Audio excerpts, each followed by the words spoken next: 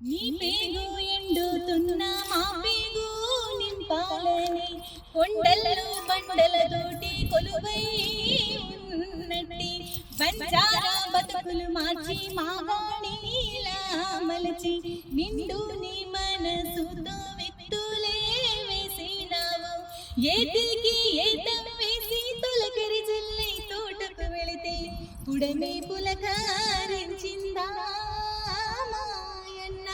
పచ్చని మొక్కై మొలచిందా మాయన్న పుడమి పులకారించిందా మాయన్న పచ్చని మొక్కై మొలచిందా మా రైతన్న. అందరికీ శనార్థులలో ఈ రైతును చూసిండ్రు కదా, రైతన్న కష్టపడకుంటే మన 5,000 నోట్లకు పోవుల్లా. ఎందుకంటే రాత్రి పగలన్నక తేడా లేకుండా ఎండలకు మండి రాత్రిపూట నీళ్లు పోసి పంట పండించి మన కోసం కష్టపడతాడు రైతన్న.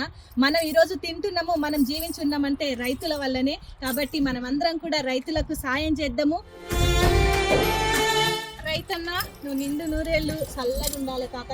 ఎందుకంటే నువ్వు లేకుంటే ఈ సృష్టి లేదు. ఎందుకంటే మీరు కష్టపడుతున్నందుకే మా 5,000 నోట్లకు పోతున్నాయి రాత్రి పగలనక తేడా లేకుండా.